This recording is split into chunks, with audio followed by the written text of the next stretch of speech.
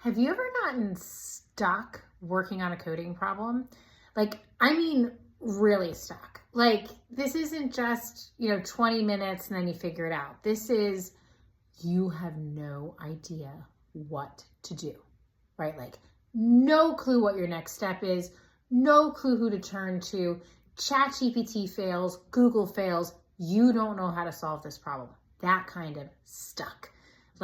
When your problems can't be Googled, when ChatGPT fails, that kind of stuck. If you've ever been that stuck on a coding problem, it can be so frustrating, right? Banging your head against the wall for hours, not knowing how to proceed, not knowing how to move forward. And you feel like you want it so bad, but you just can't figure it out. And to be honest, oftentimes when it's happened to me, I'll doubt if I even have what it takes to be a coder. I don't know if that's ever happened to you. If it has, drop a comment down below, right? It can be so frustrating, so frustrating. But here's the thing that they don't tell you, is that this happens to every single six-figure software developer on the planet. Everybody goes through this. So back in time, when I was on my second of 3 computer science degrees and I was learning how to code, I got stuck. I got an assignment. It was from my teacher, my favorite teacher who I worked with. She was my PhD advisor, right? I'd been to her house, had dinner with her kids. We had a really close relationship. And she gave me this assignment that I couldn't do. Now, this is my favorite teacher, my mentor, someone I look up to. And I couldn't do the work.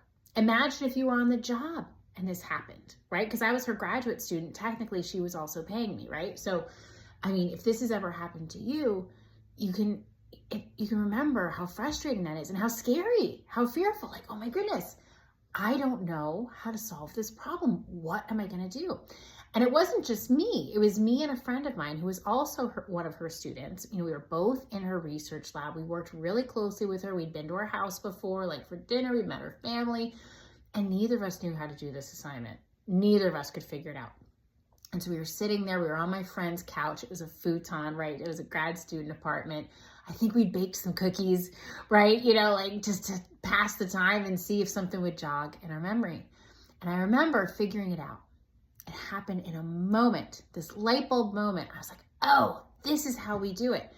And we were off and running. And in that moment, I realized the secret that they don't tell you is that this feeling of being stuck and not knowing the answer happens to every six-figure software developer on the planet.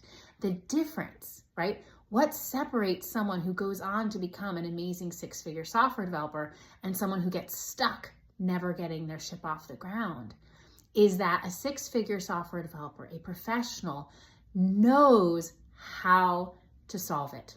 They don't know what the answer is, but they have developed a system, a process that's tried and true that they can use to solve any problem, right? Imagine being able to walk into any technical challenge and not be afraid, to have the confidence that you can do it, even though you don't know the answer yet, right? This is the process that every six-figure software developer has. And in fact, I've codified it. I've created 4 pillars of problem solving. It's a very simple step-by-step approach that you can use to solve any coding problem.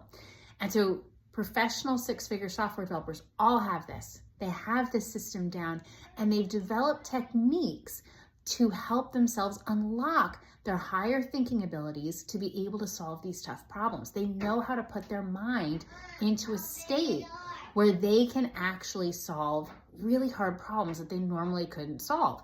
They go for a walk. They bake cookies like we did, right? They have dinner with their families. They have this set of things. They go to bed. They sleep. They have a set of skills and techniques that they use to operate at the top level, at the top of their game. Once you begin applying these 4 pillars of problem solving, it's a total game changer. It takes a little bit to master them, but once you do, it's super simple to follow step by step. Imagine being able to pick up a language in a weekend, or a new piece of software and not being intimidated by technical challenges, even when you don't know the answer. Like, imagine the power of that, of just being able to solve any problem, even when Google and ChatGPT fail, right? It is a total game changer. And since that aha moment, I have gone on to teach hundreds and hundreds of students these 4 pillars and how to become amazing software developers. And I know that you can do the same. And so if you'd like to, just drop me a line below, right? I'm happy to dive into this with you. We have access inside the Joy of Coding Academy. We can get you started, all right? I hope you have an awesome rest of your day. Happy coding.